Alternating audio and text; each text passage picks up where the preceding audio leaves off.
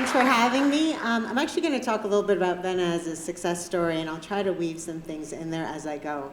But I'll start at the beginning, and that would be with our founders. And I like to think of it as one of those jokes. A consultant, a finance person, and a product and sales guy walk into a bar. Except the bar was IBM. And actually, two of our founders were childhood friends.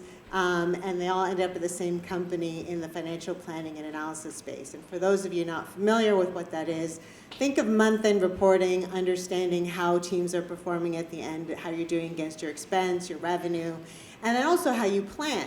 And actually, eons ago, when I started as a financial analyst, planning was less important, and it was something you did on an annual basis. But I think, as we've all seen the last couple of years, between going through that COVID thing that we're all trying to forget and get over, and then also going through now an economic downturn, things are changing a lot faster because the world is a lot more connected. And so things that happen on the other side of the world can very quickly have an impact in your world. And so all of a sudden, companies are needing to plan a lot faster too. And the value of planning is much stronger when you can bring more people to collaborate with you. And so all of these three worked in the financial planning and analysis industry.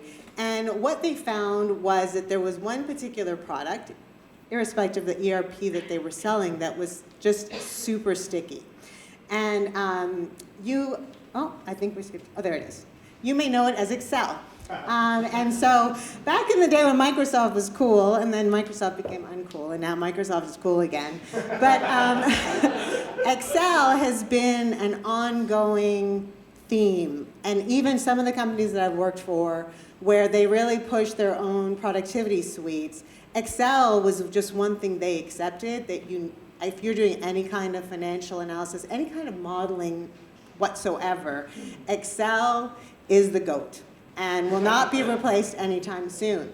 And the stat is that 84% of companies even spend the money bringing in some kind of financial planning analysis software, and they still go back to Excel. And it's because it's so easy to use, it's so flexible.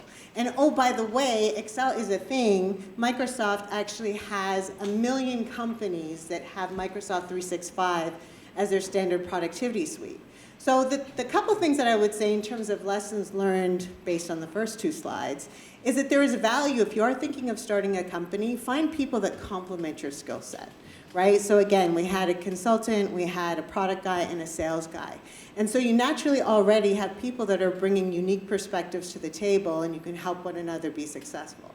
The second message is, what's the problem you're trying to solve, or what's the opportunity that you see? In this case, it was the prevalence of Excel. And then on top of that, it is the huge market that is available to you because Microsoft is everywhere. And so the question was, if Microsoft was so sticky, why are people leaving, and then why are they coming back?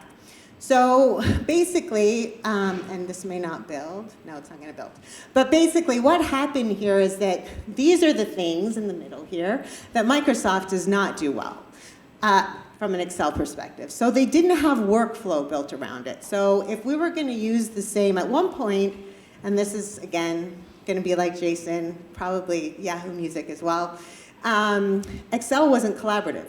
Right? So I would go into Excel, and then maybe I'd send it to you, and you'd go and put something in there. And so you'd run into all these challenges of, you're going to overwrite my data, we're not going to know who did what last. And so it created all this accuracy issues, version control issues, didn't know who went in, sequencing issues, et cetera. So they really built this structure around it that created workflow, allowed people to collaborate, jump in and jump out, and then they can't get back in. Created all these templates that already brought you kind of FP&A expertise that you could benefit from other people that had built it for your industry. And then on top of that, we allowed these integrations. So you could bring in data from source systems, so I didn't have to go in and input it, which is really likely that I will get my numbers transposed and in the wrong spot, and overwrite formulas, et cetera. So we built all this structure around it that made it this like super amazing tool that you could now do FP&A planning for, and then benefit from all the things that you loved about Excel in the first place. So when we look at what that means from customers, they're seeing things like 95% forecasting accuracy. Again, because they're pulling source system information in, and I'm no longer having to go in and pull it out. They're seeing 100% business user adoption because everybody and their mother in the financial planning analysis world knows Excel and knows how to use Excel.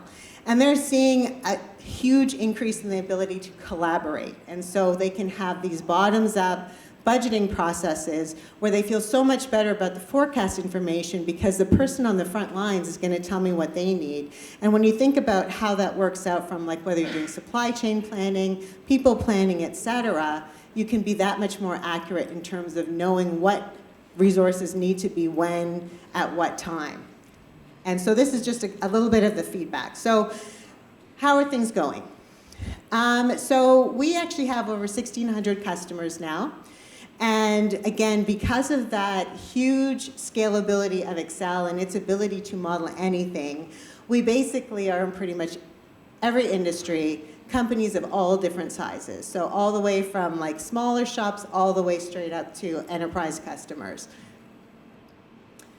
And on this slide, we've actually done a lot of work, and this is where it comes into really, one of the things that I would tell you is there does come a point in your career or in the life of a scale-up that you really need to get a really strong chief marketing officer on board.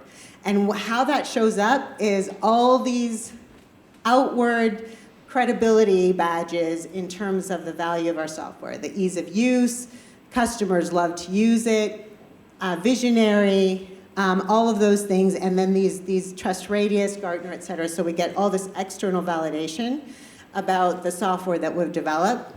And then we also get all these customer satisfaction badges. And the one thing that I want to also talk about is this award-winning workplace. I can tell you one of the reasons that I joined Vena was, first of all, I actually knew the CEO, Hunter Madeley, from a personal side. He played soccer with my brother way back in the day in university. So I always kind of knew what he was about. But the second reason I joined is because I sat down with the chief people officer and I asked her, what's the culture like here at Vena? And she said, we really try not to hire assholes. And I was like, this sounds like a great place for me, because I will tell you that sometimes we compromise on asshole-like tendencies for intelligence. And I will tell you that you don't have to do that, right? You can work for a great place with high achievers who treat each other with respect and actually like to have a lot of fun together. And that really has been part of what has built such a great culture at Vena. And as a result, we have this now, award-winning workplace where we've got a lot of industry recognition. And so this is just a bit of our milestones. You can see kind of where we started, our funding rounds. And the key here is we are on the path to $100 million ARR. And that is unique territory. Just to let you know that only about 150 companies, as of at least February this year, 150 private companies have ever hit that mark. So anyways, it's a great Canadian startup success.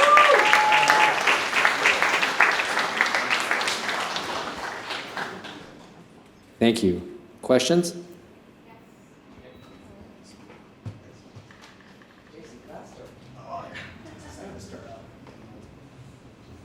Hi.